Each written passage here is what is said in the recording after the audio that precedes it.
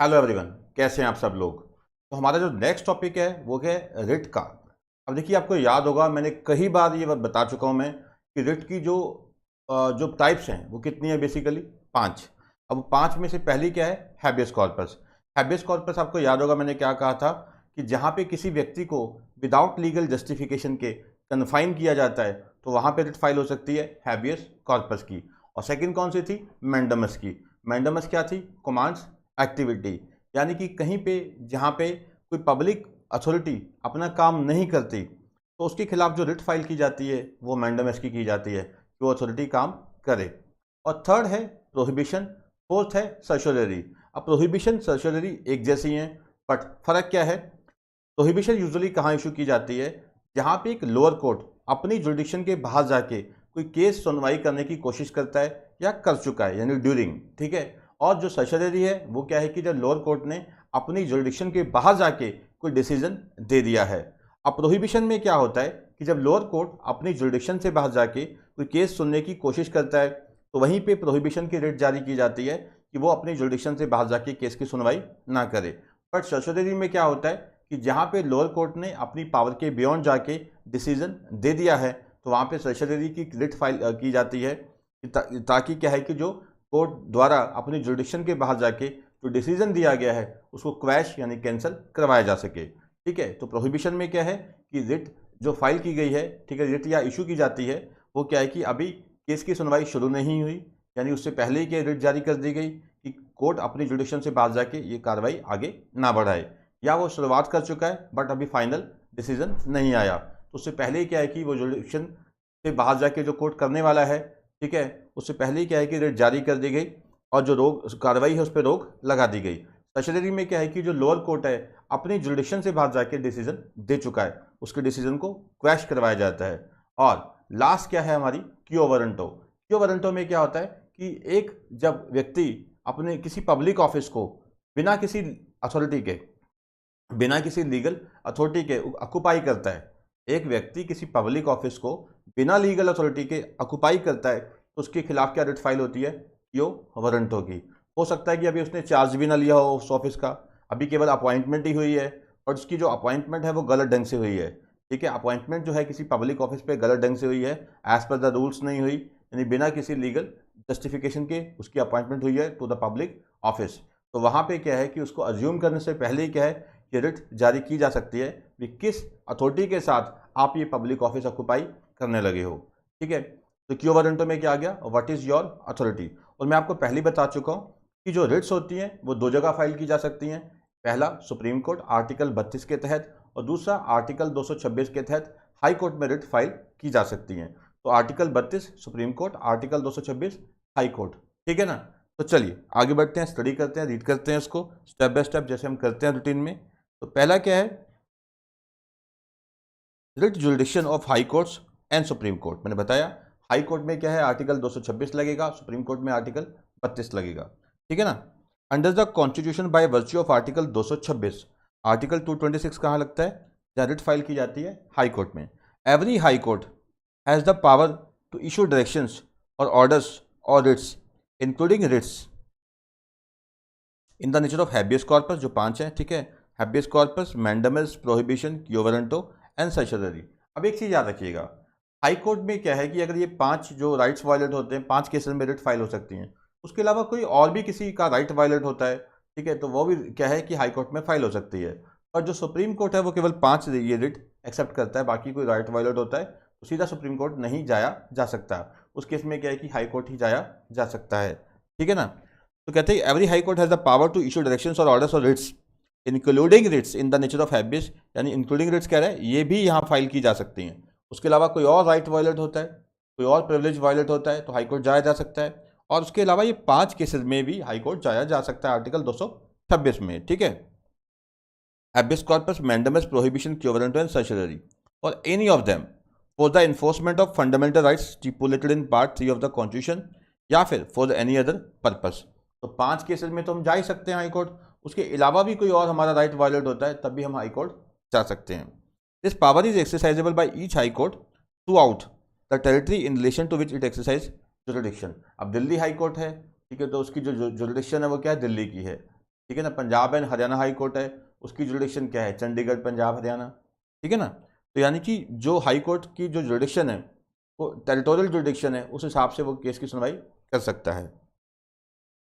और मैंने बताया था कि जो सुप्रीम कोर्ट है, ठीक है, वहाँ पे क्या है, आर्टिकल 32 अपने आप में क्या एक प्रकार का फंडामेंटल राइट है, जो एक नागरिक को अधिकार प्रदान करता है कि वो जब उसका फंडामेंटल राइट वायलेट होता है तो आर्टिकल 32 में रिट्स लगा सकता है, ठीक है ना। Supreme court could be moved by appropriate proceedings for the issue of directions और ऑर्डर्स और writs as effort to under article 226 for the enforcement of rights granted by part 3 of the constitution, ठीक है। जो fundamental right है violet होते हैं तो आप आर्टिकल 32 में सुप्रीम कोर्ट में रिट लगा सकते हैं। Article 32 itself being a fundamental right, याद रखिएगा आर्टिकल 32 अपने आप में ही क्या है, एक फंडामेंटल राइट है, ठीक है। ये एक अधिकार देता है कि जहाँ फंडामेंटल राइट वायलेट हुआ है तो वहाँ पे एक रेमेडी अवेलेबल है, यानी सुप्रीम कोर्ट को अप्रोच किया जा सकता है। The constitutional remedy of writ is available to anyone whose fundamental rights are infringed by the state action, किसी भी स्टेट एक्शन के कारण या किसी के फंडामेंटल राइट वायलेट होते हैं तो अप्रोच किया जा सकता है सुप्रीम कोर्ट को आर्टिकल 32 में भी, ठीक है ना। Article 226 high court, article 32 supreme court, simple. Next है टाइप्स ऑफ रिट्स, एक ब्रीफ डिस्क्रिप्शन दी गई है, उसको रीड करते हैं।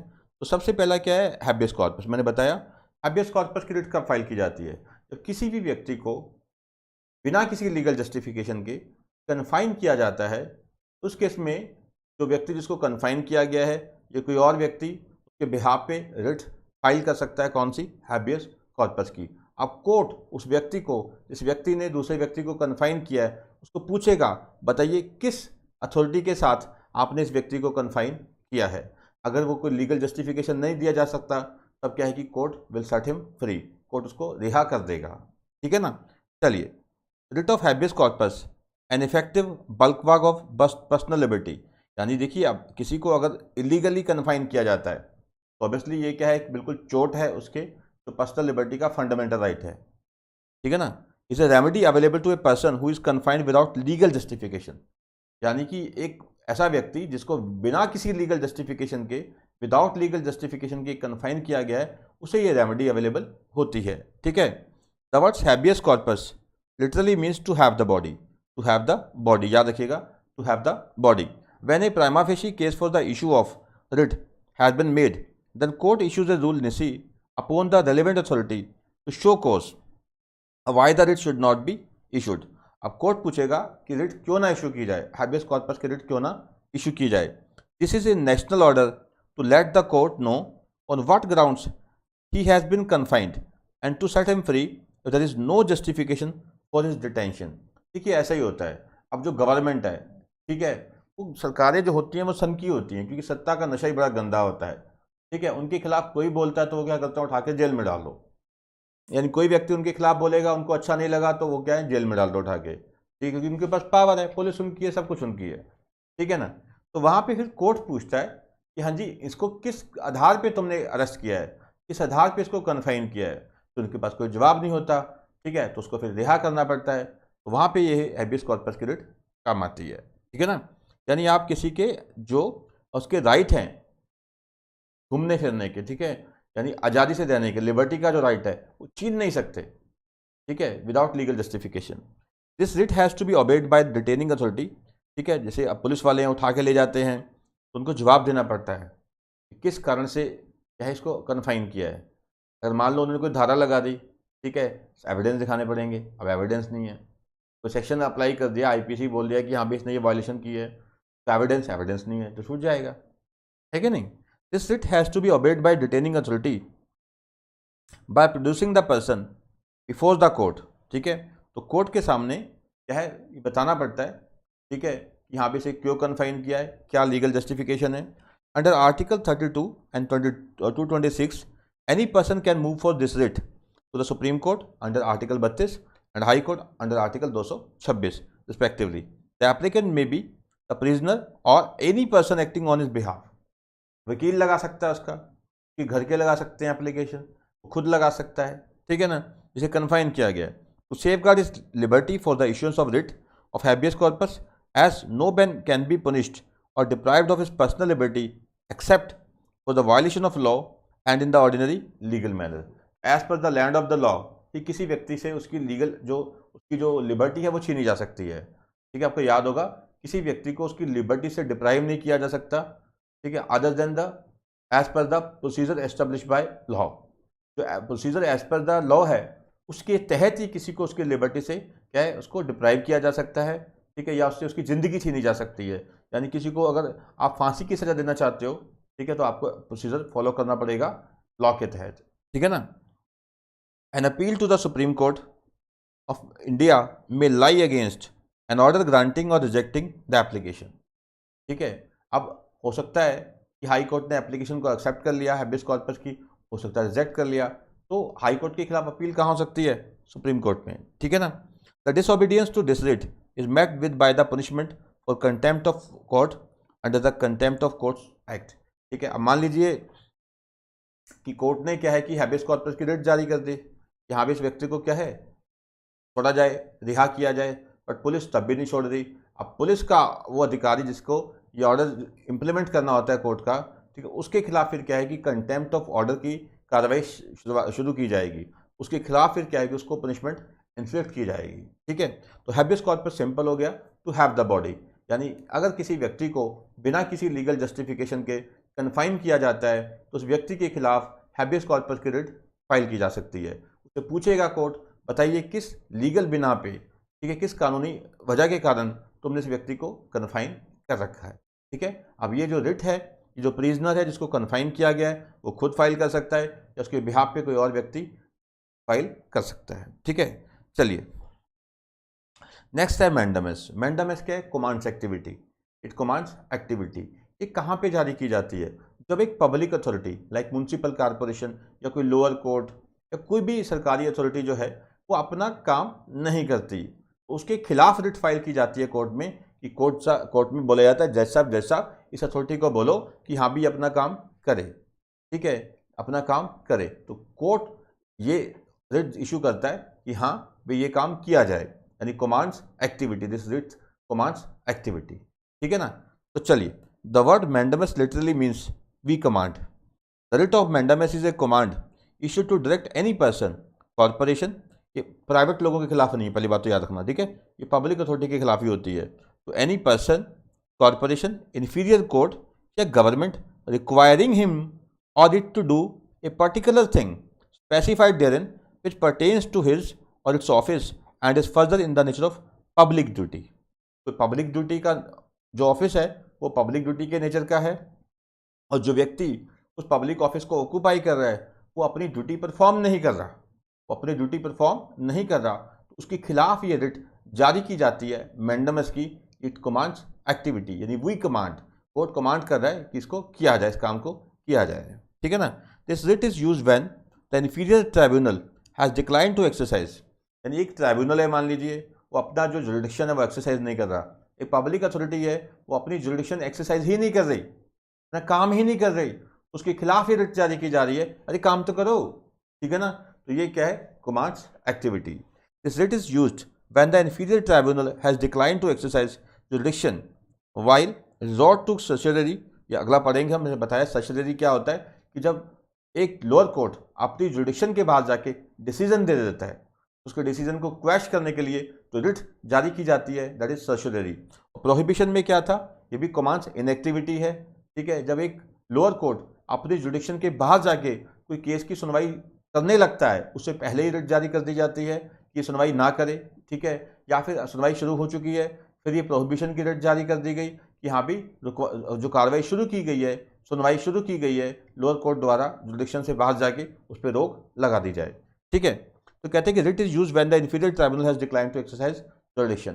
तो मैंडामस की रिट तो वहाँ पे है जहाँ पे एक पब्लिक अथॉरिटी अपना काम ही नहीं कर रही, ठीक है, और जो resort to certiorari and prohibition arises when the tribunal has wrongly exercise jurisdiction और एक्सीडेड इट्स जुडिक्शन।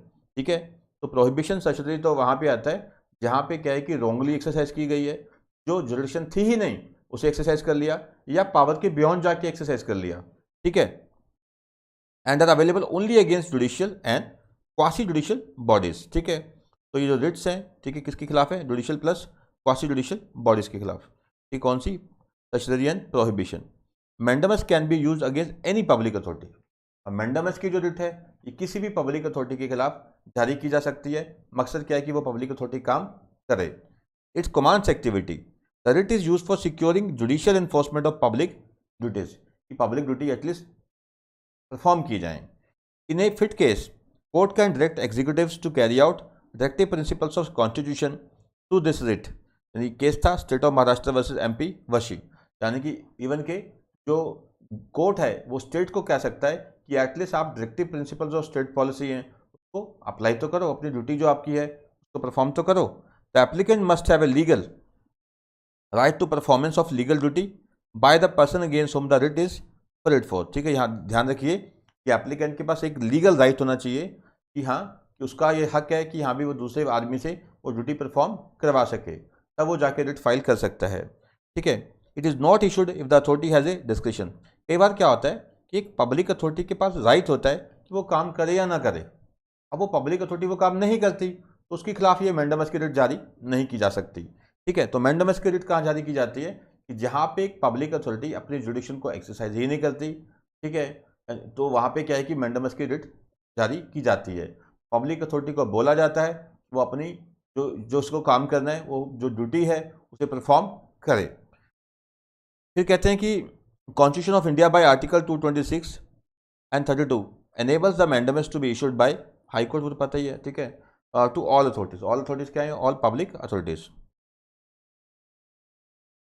ठीक है ना, तो मैंडामस का मकसद क्या है कि एक अथॉरिटी काम ही नहीं कर रही उसको ये जारी करना है कि हाँ वो काम करे। प्रोहिबिशन मैंने बताया आपको, प्रोहिबिशन की रिट कहाँ जारी की जाती है? जहाँ पे एक इन्फीरियर कोर्ट है या ट्राइब्यूनल है अपनी जुडिक्शन के बाहर जाके सुनवाई करने की कोशिश करता है, यानी शुरुआत ही की अभी उससे पहले ही ये रिट जारी कर दी गई या फिर शुरुआत कर चुका है ड्यूरिंग दैट। ठीक है, इसका मकसद क्या है कि जो जुडिक्शन से बाहर जाया जा रहा है उसको रोका जा सके। अगर बाहर जाके डिसीजन दे दिया गया है फिर तो रिट कौन सी होती है? सर्शुलरी की, कि हाँ भी अब जो डिसीजन दिया गया उसको क्वैश किया जाए। ठीक है ना, ये कहते हैं कि writ of prohibition is issued to an inferior court. जो रेट है प्रोहिबिशन की किसको जारी की जाती है? एक इन्फीरियर कोर्ट को जारी की जाती है, preventing the latter from usurping jurisdiction which is not legally vested in it. ठीक है, यानी कि एक जो इन्फीरियर कोर्ट है वो अपनी जुरिडिक्शन के बाहर जाके क्या है कोई काम करने की कोशिश कर रहा है, जो जुरिडिक्शन उसमें वेस्ट ही नहीं हुई, जो उसको पावर ही नहीं है, उसके बाहर जाके वो काम करने की कोशिश कर रहा है, तो वहाँ पे क्या है? प्रोहिबिशन के रेट है। When A tribunal acts without और इन एक्सेस ऑफ जुरिडिक्शन, तो ट्राइब्यूनल है वो क्या है कि बिना किसी जुरिडिक्शन के काम करता है या अपनी जुरिडिक्शन के बाहर जाके काम करता है, या फिर in violation of the rules या in violation of the law की वायलेशन कर रहा है, रूल्स की वायलेशन कर रहा है। ठीक है, तो वहाँ पे प्रोहिबिशन की रिट जारी की जाती है। It is generally issued before the trial of the case. आमतौर पर कहता है ये ट्रायल को स्टार्ट होने से पहले जारी की जाती है, ट्रायल के स्टार्ट होने से पहले। बट कई बार ये भी होता है कि ट्रायल शुरू हो चुका है और जहाँ ट्रायल पूरा हो चुका है, डिसीजन दिया जा चुका है, तो वहाँ पे क्या होता है? सर्शुलरी। ठीक है ना, कहते हैं कि देखिए मैंडामस क्या चाहती थी? Commands activity. प्रोहिबिशन उल्टा, कमांड्स इनएक्टिविटी।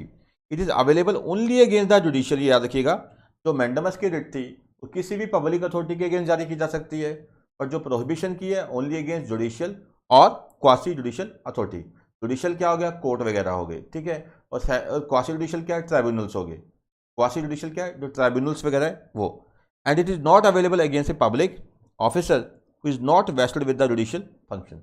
वैसा कोई पब्लिक अथॉरिटी जिसका जुडिशियल फंक्शन ही नहीं है, जैसे म्यूनसिपल कॉर्पोरेशन है, ठीक है, उसका काम तो बेशक वो पब्लिक ड्यूटी परफॉर्म करते हैं, but they are not the judicial or semi judicial authority, they are not the judicial और क्वासी जुडिशियल अथॉरिटीज़।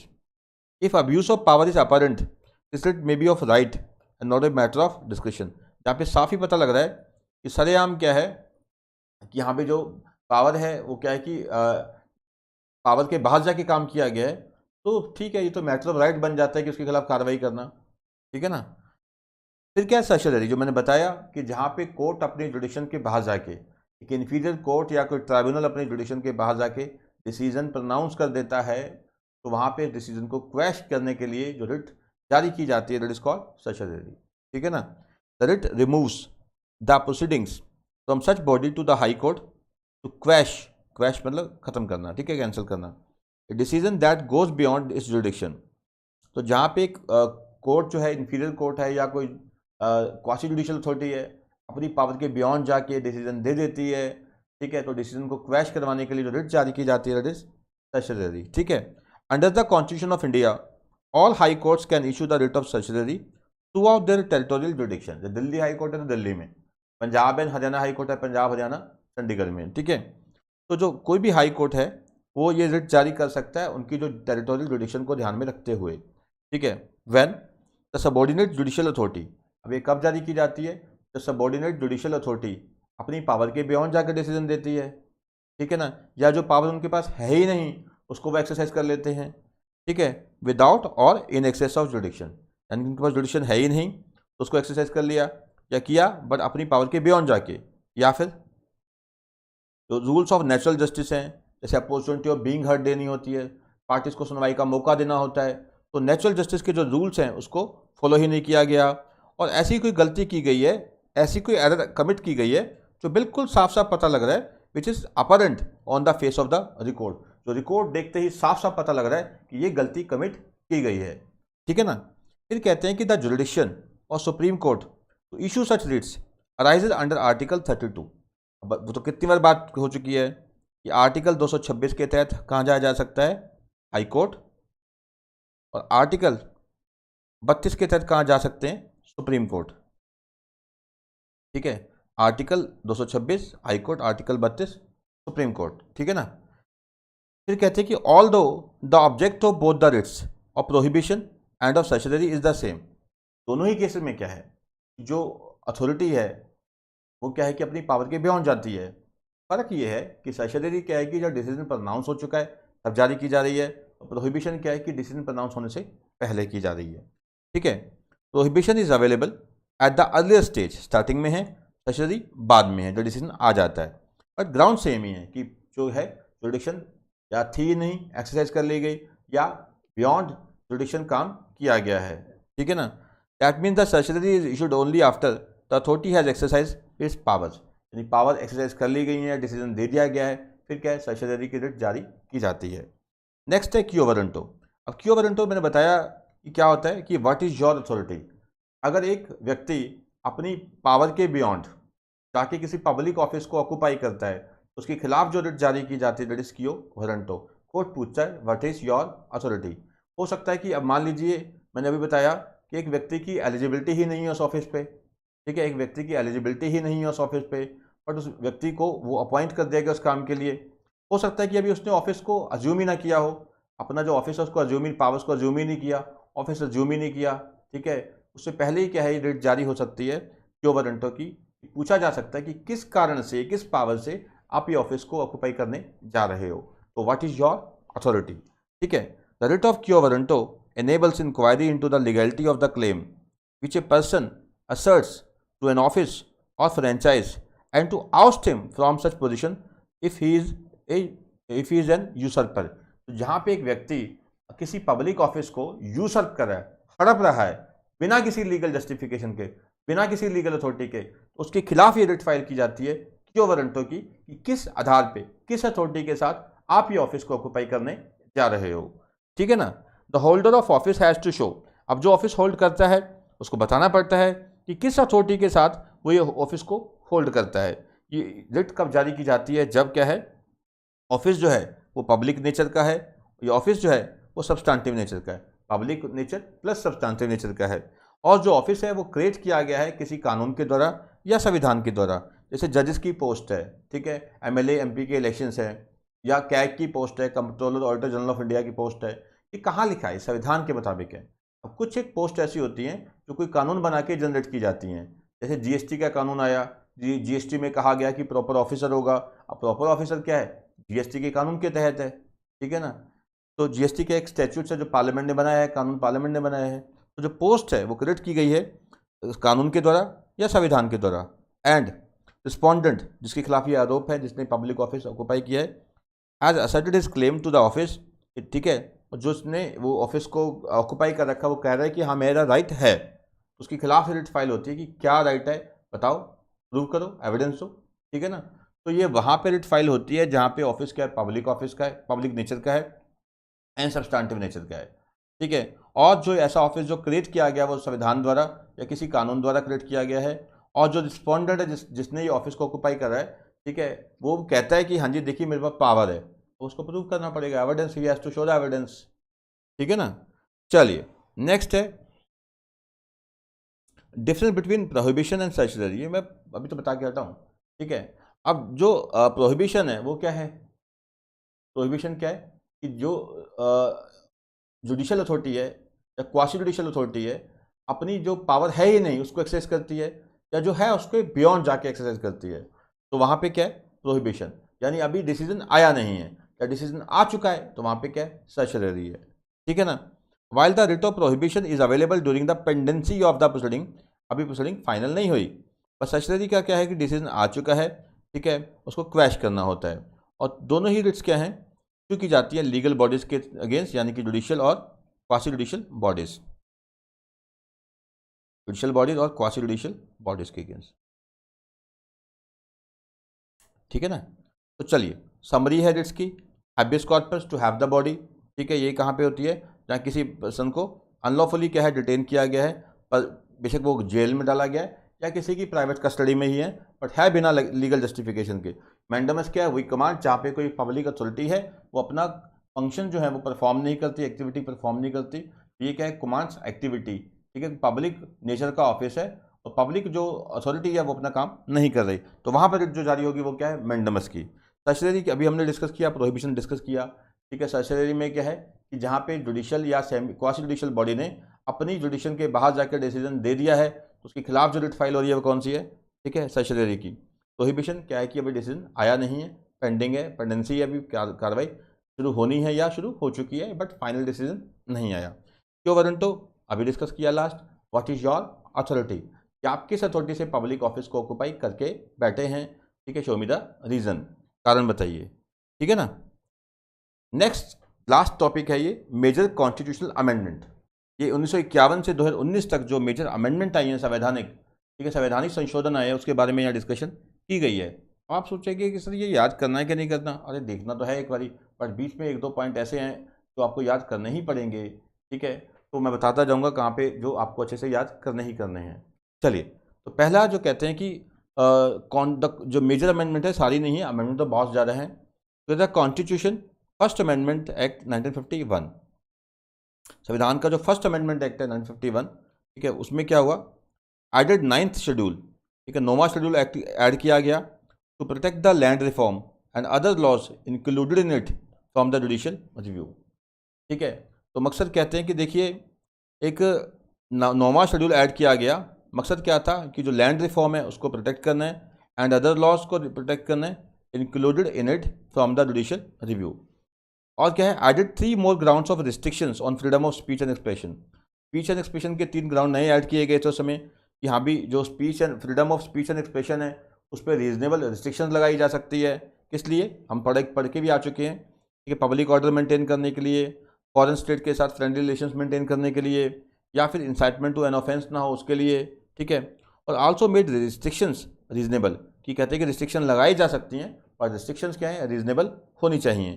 ठीक है, और स्टेट को एम्पावर्ड किया गया कि वो स्पेशल प्रोविजन बना सकें for the advancement of socially and economically backward classes.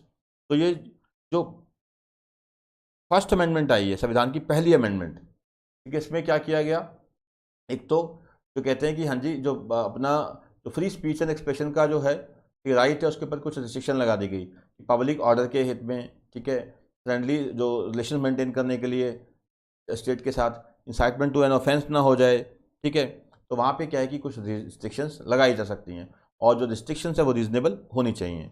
ठीक है, और जो socially and economically backward classes हैं उनके लिए स्पेशल प्रोविज़न बनाई जा सकती हैं। ठीक है, फिर देखिए जो दूसरी अमेंडमेंट आई, सेकंड अमेंडमेंट आई 1952 में, ये किस लिए थी? कहते हैं कि देखिए जो लोकसभा में जो रिप्रेजेंटेशन का जो स्केल होगा, that one member could represent even more than 7,50,000 person. ये क्या मतलब है? जैसे इलेक्शन होते हैं एमपी के, ठीक है, एमपी के इलेक्शन होते हैं, ठीक है, अब कहते हैं कि एक मेंबर की जो कॉन्स्टिट्यूशन एक जो सीट है मेंबर ऑफ पार्लियामेंट जो है, ठीक है, मान लीजिए एक व्यक्ति है, मैं हूँ मान लीजिए, मुझे एक पर्टिकुलर सीट अलॉट होती है इलेक्शन के लिए, इलेक्शन होने हैं एमपी के मेंबर ऑफ पार्लियामेंट के, ठीक है, एमपी के इलेक्शन हो रहे हैं, लोकसभा के इलेक्शन हो रहे हैं, ठीक है, तो मैं जहाँ कंटेस्ट कर रहा हूँ तो वहाँ पे जो वोटर हैं, ठीक है, वो ज़्यादा से ज़्यादा कितने हो सकते हैं, 7.5 लाख, सॉरी 7.5 लाख से भी ज़्यादा हो सकते हैं। पहले एक लिमिट लगाई गई थी उस एरिया में, जो संख्या है वो 7.5 लाख से ऊपर वोटर नहीं होना चाहिए। अब बाद में हटा दिया गया रिस्ट्रिक्शन कि 7.5 लाख से ज़्यादा वोटर उस एरिया में हो सकता है, ठीक है, एक सीट पे। फिर बहुत ज़्यादा इंपॉर्टेंट है एग्जाम के पॉइंट ऑफ व्यू से ये 42nd, ठीक है, 42nd अमेंडमेंट, ठीक है, संविधान की जो 42वां संशोधन है एक्ट 1976, इसको कहते हैं कि इसमें बहुत सारे बदलाव आए। ये याद रखना कि 42वां संशोधन था, इसे मिनी कॉन्स्टिट्यूशन के नाम से जाना जाता है, ठीक है, नॉलेज मिनी कॉन्स्टिट्यूशन में बहुत बदलाव आए, ठीक है। कहते हैं सुझाव दिए गए थे स्वर्ण सिंह कमेटी द्वारा, स्वर्ण सिंह कमेटी द्वारा सुझाव दिए गए थे। उन सुझावों को मानते हुए क्या है कि ये इसमें जो संविधान है उसमें संशोधन लाए गए 1976 में, ठीक है, इसे मिनी कॉन्स्टिट्यूशन भी माना जाता है। तो 3 नए वर्ड ऐड किए गए, सोशलिस्ट, सेक्युलर, इंटेग्रिटी, ठीक है ना। आपको पता ही है सेक्युलर क्या है। सेक्युलर है कि इंडिया जो है वो धर्मनिरपेक्ष देश है, इंडिया सभी धर्मों का सम्मान करता है, India respect all religions, but India doesn't have any it's on religion. India सभी धर्मों का सम्मान करता है, बट इंडिया का अपना कोई धर्म नहीं है, ठीक है, ये सेक्युलर। इंटेग्रिटी क्या है कि कोई व्यक्ति देश की जो आंतरिक सुरक्षा है, ठीक है, उसमें छेड़खानी ना करे, इंडिया के लोग शांतिमय इस तरीके से रह सकें, ठीक है, इंडिया का अपना एक सिस्टम है, कोई बंदा उसमें दखलंदाजी ना करे, ठीक, इंडिया है कि यानी कि जो इंटेग्रिटी है देश की वो बनी रहे, ठीक है, लॉ एंड ऑर्डर सिचुएशन बना रहे, सब आराम से रह सकें। सोशलिस्ट क्या है कि इंडिया कहते हैं कि देखिए मिक्स्ड इकॉनमी है, इंडिया क्या है, एक मिक्स्ड इकॉनमी है, ठीक है। तो यहाँ पे ऐसा नहीं है, यहाँ पे क्या है कि जो स्टेट है यानी कि सरकारें प्लस प्राइवेट एंटिटीज मिलके काम करती हैं, ठीक है। बट बेसिकली इंडिया क्या एक सोशलिस्ट कंट्री है, यानी यहाँ पे क्या है कि समाजवाद है, यहाँ पे क्या होता है कैपिटलिज्म नहीं है कि जो पूंजी लगाएगा सारा कुछ अपने हिसाब से करता जाएगा। यहाँ पे क्या है कि जो रिसोर्सेज का क्या है कि डिस्ट्रीब्यूशन होना चाहिए, वो सिस्टम है कि रिसोर्सेज जो है वो डिस्ट्रीब्यूट होने चाहिए अमंग द पीपल, यानी कि रिसोर्सेज जो है वो एक जगह इकट्ठे ना हो जाए, एक्यूमुलेशन ऑफ वेल्थ ना हो जाए, ठीक है। Added fundamental duties by the citizens, ठीक है, जो फंडामेंटल ड्यूटीज ऐड की गई वो भी इसी जो 42वां संशोधन एक्ट था उसमें आया था, ठीक है। और प्रेसिडेंट को बाउंड कर दिया गया कि वो जो एडवाइस ऑफ कैबिनेट यानी कि पावर जो है, ठीक है, वो ख़त्म कर दी गई प्रेसिडेंट की, सीधा कह दिया गया जो मैंने बताया था, तो जो कैबिनेट मिनिस्ट्री है वो जो एडवाइस करती है उसे राष्ट्रपति को मानना पड़ता है, ठीक है। और कहते हैं कि एडेड 3 न्यू डायरेक्टिव प्रिंसिपल्स, 3 नए डायरेक्टिव प्रिंसिपल्स जो है ऑफ स्टेट पॉलिसी वो ऐड किए गए। एक लीगल एड जो हम पढ़ के आ चुके हैं, equal justice and free legal aid and participation of workers in the management of industries, यानी कि जो वर्कर्स हैं वो भी पार्टिसिपेट कर सकें इंडस्ट्रीज की मैनेजमेंट में, ठीक है, ये किसमें डाला गया, directive principles of state policy में। और कहते हैं कि जो 5 सब्जेक्ट थे उसे स्टेट लिस्ट से निकाल के कहाँ डाल दिया गया, कॉन्करेंट लिस्ट में।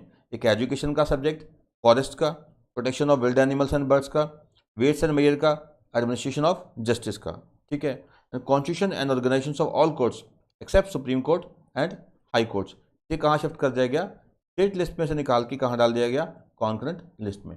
एजुकेशन का हो गया, फॉरेस्ट है, protection of wild animals and birds हैं, ठीक है, weights and measures and administration of justice, constitution and organisation of all courts except supreme court and high court, ठीक है। तो ये जो 5 मुद्दे हैं ये कहाँ डाल दिए गए, स्टेट लिस्ट से निकाल के कहाँ पे, कॉन्करेंट लिस्ट में।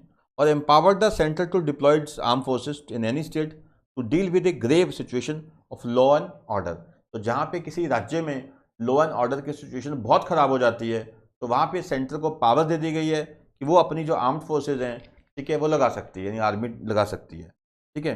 तो ये था हमारा मिनी कॉन्स्टिट्यूशन जो 42वें संशोधन कानून द्वारा लाया गया। कॉन्स्टिट्यूशन 42nd अमेंडमेंट एक्ट 1976, इसको याद रखिएगा, ठीक है। इसे क्या जाना जाता है, इसे जाना जाता है मिनी कॉन्स्टिट्यूशन के नाम से, ठीक है। ये किसकी रिकमेंडेशन पे आया था, स्वर्ण सिंह कमेटी की रिकमेंडेशन पे ये बदलाव किए गए। और इसी के द्वारा क्या है कि इसी जो 42वें संशोधन के द्वारा ही क्या है कि जो फंडामेंटल ड्यूटीज का कॉन्सेप्ट आया। नेक्स्ट है कॉन्स्टिट्यूशन 52nd अमेंडमेंट एक्ट 1985, ये क्या था, एंटी डिफेक्शन लॉ। अब देखिए आपने देखा होगा अच्छे भले कांग्रेस के एमएलए हैं, हम जनता वोट डालती है कांग्रेस को, और अल्टीमेटली बाद में क्या आता है कि बीजेपी एमएलए खरीदती है, पता नहीं क्या करती है, तो वो क्या है कि उसके बाद क्या है कि वो सारे एमएलए शिफ्ट हो जाते हैं बीजेपी में, यानी कोई भी सरकार होती है, ठीक है, जो एमएलए होते हैं वो सारे कहाँ शिफ्ट हो जाते हैं, इसमें बीजेपी में। एक्चुअल में जो सरकारें हैं, ठीक है, अगर देखोगे आप बीजेपी तो बीजेपी है ही नहीं, बीजेपी तो कांग्रेस है, ठीक है। कि कांग्रेस के भी सारे एमएलए क्या होते हैं, इसमें घुसे होते हैं, बीजेपी में घुसे होते हैं। तो कांग्रेस की कल को हवा चलेगी तो बीजेपी वाले एमए जो कांग्रेस के एमएलए जो बीजेपी में गए थे वो कहाँ आ जाएंगे, कांग्रेस में आ जाएंगे। तो राज वही लोग करते हैं, ठीक है, और हम जनता अपना टाइम बर्बाद करती है, ठीक है ना। तो एंटी डिफेक्शन लॉ जो आया था वो इसलिए आया था कि जो लोग, जो मेंबर्स, जो एमएलए या एमपी अपना पाला बदलते हैं, ठीक है, मैंने क्या किया, सीट तो कंटेस्ट की कांग्रेस के नाम पे और बाद में शिफ्ट हो गया मैं बीजेपी में, तो वहाँ से क्या होगा कि मेरी जो मेंबरशिप है, जो एमएलए या एमपी जो भी है वो छिन जाएगी, ख़त्म हो जाएगी। तो वहाँ पे सीट खाली हो जाएगी, फिर इलेक्शन होंगे, हो सकता है मैं दोबारा जीत जाऊँ, ठीक है। पर उस समय के लिए कि ये एंटी डिफेक्शन लॉ यही कहता है कि जहाँ पे जो दल बदलू बोलते हैं उसको, जहाँ पे कोई नेता ऐसा है जो एमएलए एमपी ऐसा है तो दल दल बदल लेता है कि जो एमएलए शिप है या एमपी शिप है वो ख़त्म हो जाएगी, ठीक है, तो दोबारा इलेक्शन जीत के आ सकता है, कोई दिक्कत नहीं है, ठीक है। This amendment popularly known as anti defection law provided for disqualification of members of Parliament and state legislature, यानी एमपीज हैं या एमएलएज हैं, ठीक है, पहले जीतते हैं किसी और के टिकट पे, बाद में किसी और पार्टी में शामिल हो जाते हैं, उनकी मेंबरशिप क्या है, ख़त्म हो जाएगी। On the ground of defection, defection क्या है कि शिफ्टिंग, दल बदल गए, ठीक है, and added a new 10th schedule containing the details in this regard, और 10th शेड्यूल डाला गया इसमें, ठीक है, संविधान में बताया कि इसके रिगार्डिंग यानी कि डिफेक्शन के रिगार्डिंग सब कुछ बातें वहाँ लिखी गई, ठीक है। जो कोई कौन सा था ये 52nd यानी 42वां सॉरी 52वां संशोधन, ठीक है। तो 52वां क्या हो गया आपका, एंटी डिफेक्शन का हो गया, और जो 42वां है, ठीक है, ये किसका हो गया, मिनी कॉन्स्टिट्यूशन का हो गया, ठीक है, जिसमें काफ़ी कुछ नया ऐड किया गया, ठीक है ना। फिर है कि कॉन्स्टिट्यूशन 61वीं अमेंडमेंट, 61st अमेंडमेंट एक्ट 1989, जहाँ कहते हैं कि देखिए जो वोटिंग की एज है पहले तो थी 21 साल, ठीक है, 1999 में 89 में जाके क्या है इसको 18 साल कर दिया गया, ठीक है। जो लोकसभा के या फिर आपके जो स्टेट लेजिस्लेटिव असेंबली है, ठीक है, जो विधानसभा के इलेक्शंस होते हैं, वोटिंग होती है, एज वहाँ पे 18 वर्ष कर दी गई, ठीक है। फिर कहते हैं कि कॉन्स्टिट्यूशन 69th अमेंडमेंट, ठीक है, 69वीं अमेंडमेंट है, तो कहते हैं कि जो दिल्ली है, दिल्ली, ठीक है, उसे क्या है कि national capital territory of Delhi का दर्जा दिया गया, accorded a special status to union territory of Delhi, ठीक है, यूनिटी ऑफ दिल्ली थी उसको क्या डेजिग्नेट किया गया, उसे डेजिग्नेट किया गया national capital territory of Delhi, national capital territory of Delhi, ठीक है। तो जहाँ पे क्या है कि जैसे लॉ है, लैंड है, एक और चीज़ था पुलिस है, ठीक है, ये 3 मुद्दे किसके हाथ में, केंद्र सरकार के हाथ में है, बाकी जो हेल्थ है, एजुकेशन है, ठीक है, ये सारे किसके हाथ में, वहाँ की जो लोकल सरकार है। फिर कहते हैं कि कॉन्स्टिट्यूशन 17th, ठीक है, 70th सॉरी 17वां अमेंडमेंट है, ठीक है, 70th है, 70th, ठीक है, ठीक है, 70th है। तो ये क्या है कि आपकी जो अमेंडमेंट है 1989 की, provided for the inclusion of members of legislative assembly of national capital territory of Delhi, union territory of Puducherry in the electoral college for election of president. आपको याद होगा कि राष्ट्रपति की नियुक्ति कैसे होती है कि जो एमएलए हैं, एमपीज हैं, ठीक है, वो क्या है, वोट डालते हैं और राष्ट्रपति चुनते हैं। अब कहते हैं कि जो दिल्ली है या पुडुचेरी है, ये पहले क्या थे, ये पहले थे यूनियन टेरिटरी, ठीक है, अभी यूनियन टेरिटरीज हैं, ठीक है, बट यहाँ पे एक चीज़ है, फ़र्क है कि यहाँ पे कहते हैं कि अब इनकी अपनी विधानसभाएं हैं, अपनी क्या है इनकी लेजिस्लेटिव असेंबली। अब कहते हैं कि जो दिल्ली और पुडुचेरी की जो लेजिस्लेटिव असेंबली के जो मेंबर्स हैं यानी एमएलएज हैं, वो राष्ट्रपति की नियुक्ति के लिए वोट डाल सकते हैं, ठीक है, राष्ट्रपति की नियुक्ति के लिए वोट डाल सकते हैं। राष्ट्रपति नियुक्त करना है, इलेक्ट करना है, तो वहाँ पे दिल्ली विधानसभा के जो मेंबर्स हैं, पुडुचेरी विधानसभा के जो मेंबर्स हैं, वो भी वोट डाल सकते हैं राष्ट्रपति को इलेक्ट करने के लिए, ठीक है। फिर एक कॉन्स्टिट्यूशन 84th अमेंडमेंट, 84वीं अमेंडमेंट है, ठीक है, 2001 में आई, कहते हैं कि जो नंबर ऑफ सीट्स लोकसभा की, ठीक है, एंड असेंबलीज जो हैं, विधानसभाओं की जो सीट्स हैं, वो 2026 तक वही रहेंगी जो चल रही हैं, 2001 में चल रही थी, तो कहा कि अगले 26 साल तक भी क्या है, अगले 25-26 साल तक क्या है, 2026 तक वो सेम रहेंगी जो अभी चलती हैं, ठीक है। तो पंजाब की 113 हैं, हरियाणा की 90 हैं, वो 2026 तक ऐसी रहेंगी, ठीक। अगर उससे पहले बढ़ानी है तो संविधान बदलना पड़ेगा, ठीक है ना। कॉन्स्टिट्यूशन 86th अमेंडमेंट एक्ट 2002, यहाँ कहते हैं कि देखिए आर्टिकल 21A लाया गया, जो हम पढ़ चुके हैं ऑलरेडी, आर्टिकल 21A ऐड किया गया, यानी कि स्टेट की रिस्पॉन्सिबिलिटी रहेगी 6 से लेकर 14 साल तक के बच्चे को फ्री शिक्षा देनी है, एलिमेंट्री एजुकेशन देनी है, ठीक है। तो कहते हैं आर्टिकल 21 है which declares that state shall provide free and compulsory education to all children of age of 6 to 14 years in such manner as the state may determine. ये देखिए ये आपका उसमें भी था कि principles of directive principles of state policy में भी था ये, ठीक है ना, कि स्टेट की रिस्पॉन्सिबिलिटी है कि 6 से लेकर 14 साल के बच्चे को फ्री शिक्षा दी जाए, बट वो केवल डायरेक्टिव प्रिंसिपल में था, that was not justiciable right. But अब ये फंडामेंटल राइट में डाल दिया गया है कि हाँ भी स्टेट की भी जिम्मेवारी है कि 21A के तहत, आर्टिकल 21A के तहत, कि 6 से लेकर 14 साल के बच्चे को फ्री शिक्षा देनी है। और आर्टिकल 45 में बदलाव लाया गया इन द डायरेक्टिव प्रिंसिपल्स, जहाँ पे लिखा गया the state shall endeavour to provide early childhood care and education for all children until they complete the age of 6 year. तो 6 से लेकर 14 साल के बच्चे को तो फ्री शिक्षा देनी है, तो आर्टिकल 21A में आ गया। अब जो directive principles of state policy उसमें बदलाव साथ में किया गया। वह क्या बोला गया कि स्टेट कोशिश करेगा कि जब तक बच्चा 6 साल का है उसको क्या है कि चाइल्डहुड केयर दी जाए, ठीक है, कि चाइल्डहुड केयर हो और एजुकेशन उसको दी जाए 6 साल तक के बच्चे को भी। Added a new fundamental duty. अब कहते हैं कि देखिए खाली ये स्टेट की जिम्मेवारी नहीं है फ्री एजुकेशन देना, अब ये माँ बाप की भी जिम्मेवारी है। तो पेरेंट्स हैं, गार्डियन हैं, उनका जिम्मा भी लगाया गया, ठीक है, जो भारत के नागरिक हैं, पेरेंट्स हैं, ठीक है, गार्डियन हैं, उनका जिम्मा लगाया गया कि अपने बच्चों को पूरा क्या है वो मौका दें, क्या है कि उसका जो बच्चा है वार्ड है 6 से लेकर 14 साल का बच्चा है उसको एजुकेशन का पूरा मौका दें। ठीक है, मैं आपको एग्जांपल देता हूँ छोटी सी, ठीक है। हमारी एक मेड थी, मेड, ठीक है, शायद नेपाल की थी, उसकी 4 लड़कियाँ थी, ठीक है, 4 उसकी गर्ल्स थी, कोई 2 साल, कोई 4 साल, कोई 5 साल, कोई 7 साल ऐसे। एक, अब मैंने उसको पूछा, ठीक है, कि यार भाई ये जो बच्चे आपके हैं स्कूल जाते हैं? उसने कहा नहीं। मैंने कहा क्यों? अरे बेटा होगा तब भेजेंगे। मैंने कहा शाबाश, ठीक है। अब अल्टीमेटली वही हुआ, उसका हमारे जो 5-7 साल काम करके गई थी, और जब ये बात हुई थी 1-1.5 साल उसका बेटा हो भी गया, ठीक है।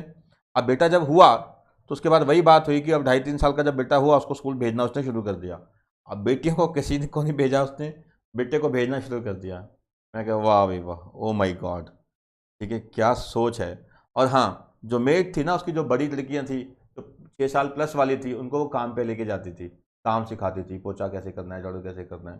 तो ये तो हाल है दुनिया की, नहीं ना, अल्लाह ही मालिक है। नेक्स्ट है कॉन्स्टिट्यूशन 91st अमेंडमेंट, 91वीं अमेंडमेंट एक्ट है 2003। तो कहते हैं कि total number of ministers including the prime minister in the central council of ministers shall not exceed, ये हम पहले बात कर चुके हैं कि जो कैबिनेट मिनिस्ट्री है उसमें जो टोटल मिनिस्टर्स होंगे इंक्लूडिंग द प्राइम मिनिस्टर, वो टोटल स्ट्रेंथ ऑफ लोकसभा है उसका 15% से ज़्यादा नहीं हो सकता। टोटल स्ट्रेंथ ऑफ लोकसभा का 15% से ज़्यादा नहीं हो सकता। और टोटल नंबर ऑफ मिनिस्टर्स जो हैं, और सेम उसी तरीके से हैं जैसे वो उधर लोकसभा है, इधर क्या है विधानसभा, ठीक है। और जो कैबिनेट मिनिस्ट्री है, ठीक है, कहाँ की? स्टेट की, ठीक है। स्टेट की जो काउंसिल ऑफ मिनिस्टर्स हैं उसमें क्या है कि इंक्लूडिंग द चीफ मिनिस्टर, वो जो total strength of legislative assembly है, विधानसभा की टोटल स्ट्रेंथ है उसका 15% से ज़्यादा नहीं होगा। सिंपल याद रखो, तो सेंटर की है कैबिनेट मिनिस्ट्री है तो लोकसभा का 15% से ज़्यादा नहीं होना चाहिए, लोकसभा की जो सीट्स हैं उसका 15%। अगर ये स्टेट की जो मिनिस्ट्री है, कैबिनेट मिनिस्ट्री है, ठीक है, तो जो स्टेट असेंबली है, वहाँ की स्टेट लेजिस्लेटिव असेंबली है, उसका 15% से ज़्यादा नहीं, ठीक है। टोटल सीट मान लो पंजाब की कितनी है 100, उसका 15% कितना हो जाएगा? 15। तो स्टेट कैबिनेट जो होगी पंजाब की, उसमें चीफ मिनिस्टर समेत ज़्यादा से ज़्यादा कितने लोग होंगे? 15, ठीक है ना। ये कहते हैं कि बट ये याद रखना है कि जो स्टेट में कम से कम कितने होंगे, और the number of minister including CM in the state shall not be less than 12। जैसे मान लो कोई स्टेट ऐसी है जहाँ पे सीट सी कितनी है 40, 40 का 15% कितना बन जाएगा? 6, ठीक है। तो वहाँ पे कितने हैं? कम से कम 12 होंगे फिर, ठीक है ना, वहाँ कितने होंगे? कम से कम 12। फिर कहते हैं कि provision of 10th schedule anti defection law जो थी pertaining to exemption from disqualification, ये ख़त्म कर दो। पहले क्या था कि यानी कि जो एंटी डिफेक्शन लॉ था तब लागू होता था कि कम से कम एक पर्टिकुलर पार्टी है उसके 1/3 मेंबर टूट के चले जाते हैं दूसरी पार्टी में, तो वहाँ पे उनको क्या लगता था? Anti defection law. अब ये कहते हैं एक मेंबर भी जाता है उसको भी लागू हो जाएगा। तो ये पॉइंट छोड़ दो बेशक, ठीक है। अब क्या है कि एक मेंबर भी अगर एक पॉलिटिकल पार्टी को छोड़ के जाता है उस पर भी क्या है, एंटी डिफेक्शन लॉ लागू हो जाता है, उसकी सदस्यता खत्म हो जाती है, तो दोबारा इलेक्शन कंटेस्ट करने पड़ते हैं, ठीक है। आगे है कि 101 अमेंडमेंट, ये आपको पता ही होगी, ठीक है, नहीं आपको नहीं पता होगी, आपको एग्जीक्यूटिव में जाके पता लगेगी। तो ये क्या है, जब आप एग्जीक्यूटिव में जाएंगे वहाँ पे पढ़ने को मिलती है ये 101वीं अमेंडमेंट। तो ये क्या काहे को थी, ये जीएसटी के लिए थी, जीएसटी लाना था, उसके लिए संविधान चेंज करना था, ठीक है ना। तो GST has commenced with the enactment of 101st constitutional amendment act 2016। तो रट्टा लगा लेना इसको, 101वां जो संशोधन आया, ठीक है, संवैधानिक संशोधन आया, उसके बाद जीएसटी क्या है लागू हो पाया। Article 246A, article 269A, 279A और एडेड इन द कॉन्स्टिट्यूशन। तीन जो आर्टिकल्स हैं 246A, 269A, 279A, 246A, 269A, 279A, ये आर्टिकल्स ऐड किए गए संविधान में, जिससे संविधान ये जीएसटी आ सका। The amendment made changes in the 7th schedule of the constitution, ठीक है। और इस अमेंडमेंट से क्या है, जो 7वां शेड्यूल है संविधान का, उसमें भी बदलाव करना पड़ा। नेक्स्ट है 102nd अमेंडमेंट। तो यहाँ पे कहते हैं कि जो national commission for backward classes थी उसको संवैधानिक दर्जा दिया गया, कॉन्स्टिट्यूशनल स्टेटस दिया गया। जैसे पार्लियामेंट है, कोई कॉन्स्टिट्यूशनल स्टेटस मिला हुआ है। अब पार्लियामेंट किसी कानून के तहत थोड़ी ना बनी है, सुप्रीम कोर्ट किसी कानून के तहत थोड़ी ना बना है, तो क्या है कि संवैधानिक दर्जा दिया गया है। उसी प्रकार से जो national commission for backward classes है उसको क्या है कि 102वीं अमेंडमेंट के जरिए संवैधानिक दर्जा मिला, ठीक है। और एक आर्टिकल नया ऐड हुआ 342A, इसे जिसने राष्ट्रपति को एम्पावर किया कि वो नोटिफाई कर सकता है list of socially and educationally backward classes of the that state and union territory, कि किसी स्टेट की जो socially and educationally backward class कौन सी है, ठीक है, तो उसको कौन बता सकता है, लिस्ट कौन नोटिफाई कर सकता है, राष्ट्रपति, ठीक है। 342A के तहत राष्ट्रपति को ये पावर मिली है। अगला है कॉन्स्टिट्यूशनल 103rd अमेंडमेंट। ये हम पढ़ चुके हैं, पहले डिस्कस कर चुके हैं, ठीक है। हमने किया था जो रिजर्वेशन की बात की थी, कि यानी कि 2019 में क्या है, आपको याद होगा मैंने बताया था इलेक्शन आने से पहले ये हुआ था कि यानी कि जो इकोनॉमिकली वीकर सेक्शन है, इकोनॉमिकली वीकर सेक्शन है, उनके लिए जॉब्स में और स्कूल कॉलेज में 10% सीट्स क्या हैं, रिजर्व कर दी गई। जॉब्स में एज वेल एज जो स्कूल कॉलेज की सीट्स हैं, ठीक, कॉलेजेस की सीट्स हैं, वहाँ पे क्या है 10% क्या है सीट्स रिजर्व कर दी गई, ठीक है ना, इकोनॉमिकली वीकर सेक्शन के लिए। It change to fundamental rights, article 15 and 16। It provides for the advancement of economically weaker section of society, जो क्या है आर्थिक तौर पर कमज़ोर वर्ग है, ठीक है, देश का, उनके लिए कोटा लाया गया। बहुत अच्छी बात थी ये, ठीक है, क्योंकि देखिए सारा कोटा जो था वो सारा किसके बेस पे था, जात के बेस पे था, शेड्यूल कास्ट, शेड्यूल ट्राइब, ठीक है, बैकवर्ड क्लास, तो सारा इसके बेस पे था। अब ऐसा नहीं था कि यहाँ पे मान लीजिए जनरल कास्ट का कोई व्यक्ति अगर गरीब है, पुअर है, ठीक है, तो खाली वो जनरल कास्ट का है इसलिए उसको कोई कोटा भी नहीं मिल पाता। तो इसलिए ये जो ये संशोधन था ये बहुत ज़रूरी था, ठीक है। ये मतलब कि पहले ही डिजर्व करते थे इस चीज़ को, ये होना चाहिए था, और चलो लेट देर आए दुरुस्त है, कोई बात नहीं, ठीक है, बट ये कि प्रॉपर मिलना चाहिए बेनिफिट। तो कहते हैं कि अच्छा एक चीज़ और है, हाँ मैं आपको बता दूं कि ये जो कोटा लाया गया, जो एग्जिस्टिंग कोटा है उसको अफेक्ट किए बिना लाया गया। जो एग्जिस्टिंग कोटा था उसको अफेक्ट नहीं किया गया, ठीक है, उसको अफेक्ट किए बिना ही कोटा लाया गया। 10% of all government jobs and colleges seats will be reserve for people outside the high income bracket. जो अमीर लोग हैं, जनरल कास्ट के हैं, उनके लिए नहीं है, ठीक है। इकोनॉमिकली वीकर जो सेक्शन है उनके लिए ये था, ठीक है। 10% jobs in the government departments, government में, और जो कॉलेजेस हैं, ठीक है, उसके लिए क्या है 10% का कोटा लाया गया। तो देखिए इस चैप्टर में इतना ही है, और इतना ही बहुत कुछ है। अब ध्यान क्या रखना है आपको कि जितना हमने किया उसको ध्यान से पढ़ना है, उसके MCQ सॉल्व करने हैं, मल्टीपल चॉइस क्वेश्चन सॉल्व करने ही करने हैं। ये बहुत इंपॉर्टेंट चैप्टर था, और सबसे अच्छी बात है कि सीखने को बहुत कुछ था, सीखने को बहुत कुछ था, ठीक है। और आप जैसे इसको पढ़ेंगे, आप भी खुद थोड़ा सा मेरे पढ़ाने के बाद आप पढ़ना है एक दो बारी, ठीक है, क्योंकि ये चैप्टर काफ़ी रेलेवेंट है आपकी नॉलेज के पॉइंट ऑफ व्यू से। एग्जाम में कितना आएगा इट डजेंट मैटर, ठीक है, मैटर करता है आपके लिए, ठीक है।